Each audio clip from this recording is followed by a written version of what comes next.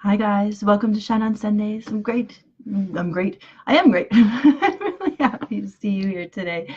Today I'm going to talk to you about stress, and for the next 3 weeks, because it's a huge topic and one that we really need to dive into more elaborately than just a 5-minute quick spiel. I could talk all weekend. I could talk for 2 days straight about it, and still people could pull more information out of it. But in this short amount of time, I think this would still be a beneficial subject and way for you to look at your stress and look at stress in general and start taking charge of your stress cycle. We all have a stress cycle. We go through periods where we're stressed and we go through periods where we're relaxed, and our body is, due to the stress that are outside stressors, whether it's physical stressors like we've hurt ourselves or we're running from something or something along those lines. We also have mental stressors, which your body knows no difference between the two. So whether you're really angry or frustrated or mad at your boss or whatever, they really appear to be the same inside your body. Your body has the same reaction to this.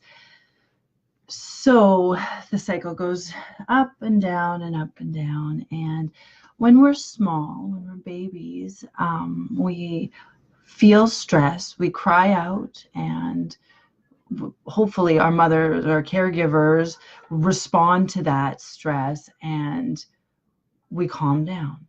And this is a learned behavior, right? We have stress and then we calm down. A big part of it in the beginning is through the milk. That instantly calms us and we go, oh, everything's okay. And it's the beginnings to our stress cycles. Now, some people, their stress cycles may have been a little bit damaged when they were young, and some people have it damaged later on due to other events in their lives, and that's okay. That doesn't mean that this is impossible for you. You can definitely still take charge of your stress cycles. Some people have so much stress in their lives that they're just always on, and they never have the opportunity to relax from the stress or come down into a restorative state, a restful state. And the body has two ways of responding to that. Either it stays on, so you're always anxious and you're always excited, and maybe you're always fidgeting, or you're you don't sleep well because you're waking up all the time. And that's one of the things when you get stuck on your stress levels, you're never able to pull them down, or your body just shuts down. And that's when people feel a lot like come into the depression, and it's also very difficult to step out of. So both extremes are really hard to break free from. So if that's you, this video will be helpful, but please go seek professional help, because there are great tools that people can share with you to help regulate more effectively and therefore take charge of your stress cycles and your life, becoming a more resilient person. Now, the best part about becoming resilient is that that's the definition of resilience, sorry to be redundant, but is when you come across stressors, you can process them quickly and then move on. So your body regulates. Stressors come, you deal with it, you move on, no problem. And we are all built to do that. Many of us, however, struggle with it. I personally have struggled with it for years. At the same time, I've also been a restorative yoga teacher. So I've also not only really helped myself deal with my own stress levels. I used to be incredibly anxious and slip between high anxiety and depression. And I no longer reside there. I'm now, through practice, able to find my balance, realize when I'm coming up on a lot of stress, and finding ways to deal with it. I'm not saying I'm perfect. I'm still working on it. This is why we're talking about it this week, because I'm coming up against it right now. And I thought maybe I would share this journey with you, and maybe this could help you also deal with some of your stressors and help you become more resilient. So this week is all about observation. Your challenge this week will be to observe your stress. What are some stressors in your life? How do you react to stress? Most people have the fight, flight, or freeze response.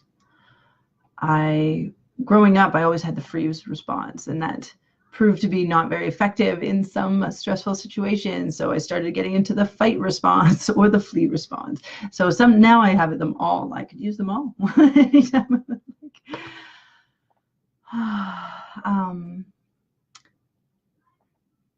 More often than not now, however, I'm able to sit in my discomfort without ignoring it.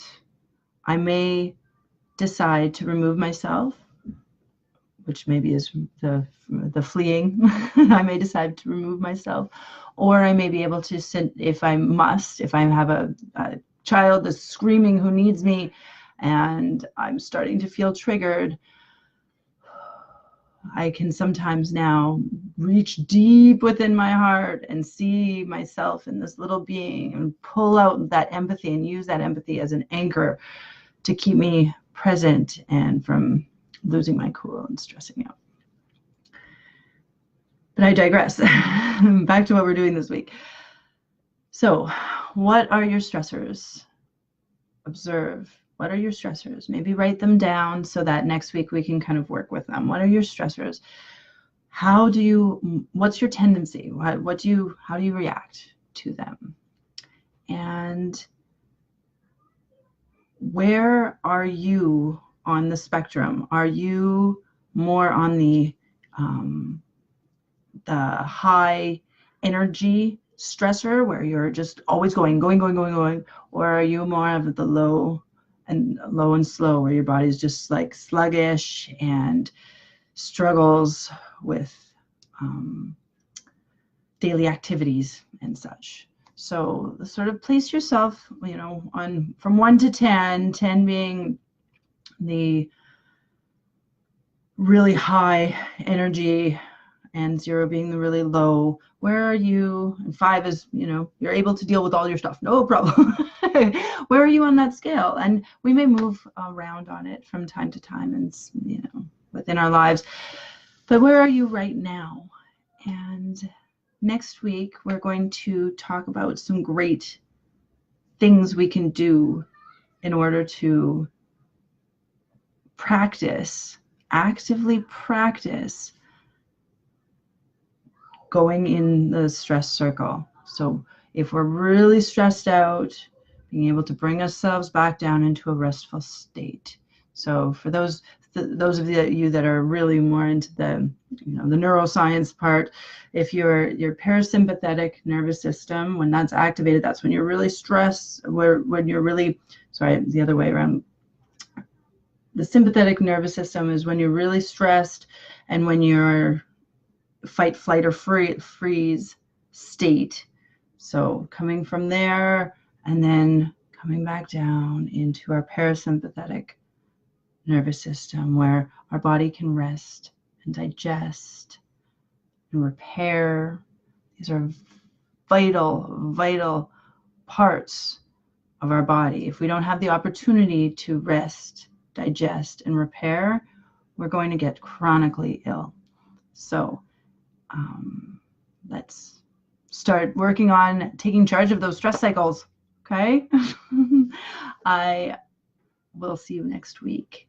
Observe your stress, and let's play later, okay? If you like the video, share the video, join the Facebook group, and I'll have stuff to help you through this throughout the week, as well as, we'll chat a little bit and stuff. And that's it. Bye for now.